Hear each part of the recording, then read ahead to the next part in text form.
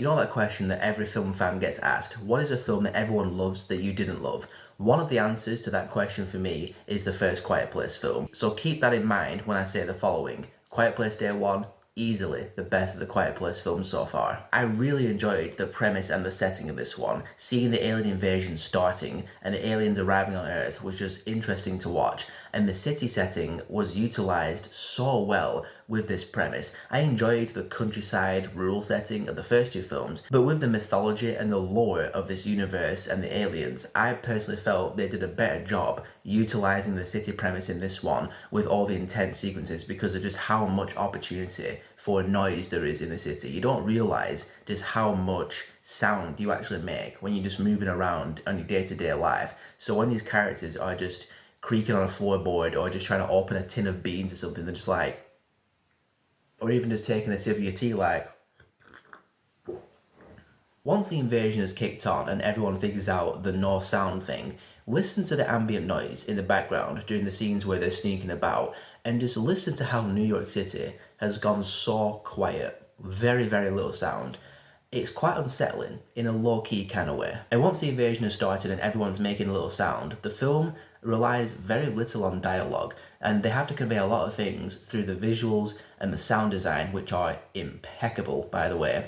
But also the actors have to emote a lot of things with their bodies and faces. Lupita Nyong'o, there are a couple of scenes in this film where she is absolutely horrified, and it's just all on her face. She's just like, oh my god, tears are filling up, and you are just absolutely astounded by how insanely great of a facial actress Lupita Nyong'o is. I mean, actress in general, she's brilliant, but the way she emotes all those emotions on her face, in terms of just facial acting, she might be the best in the business. And Joseph Quinn, Eddie Munson from Stranger Things, Hellfire Club Forever, he is also phenomenal in the film, and I'm just so pleased that after him being so great in Stranger Things, he's getting all of his amazing roles. He's going to be in Gladiator 2, he's going to be the new Johnny Storm in Fantastic Four, and he's going to kill it because he was so damn great in this film, so likeable. I like the two of them together. I'm very glad they didn't try some forced romance bullshit. They're just two people who happen upon each other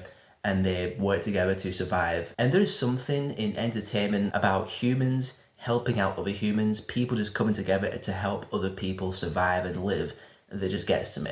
And seeing these two watch out for each other, Joseph Quinn, there's a part in the film where Lupita Nyong'o's in really bad shape because she's got cancer and her medication's run out. He sneaks out to go get her medication, and it's just like, human beings, man, why can't we just be like this when the world isn't ending? As intense, suspenseful and entertaining as this film is, what really put it over for me was how surprisingly emotional it is. Lupita Nyong'o's character Sam is going across the city during this invasion. Why? So she can hopefully get a slice of her favourite pizza. Which might sound a bit silly, but it's not about the pizza.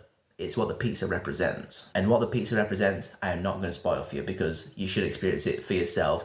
But the second half of this film just took it to an emotional level that I just was not expecting at all. I completely thought this was going to be Lupita Nyong'o meets Joseph Quinn and they're going to survive, end of story. But it's not the case. These characters have depth, you latch onto them, and when you find out the motivation for Sam going to this pizza place, why she wants to get there so badly, you're just rooting for her, you're cheering her on.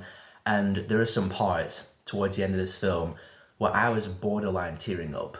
No word of a lie, I had a lump in my throat. Considering how neutral I was with the first two compared to everybody else, the last thing I expected to do during day one was nearly tear up.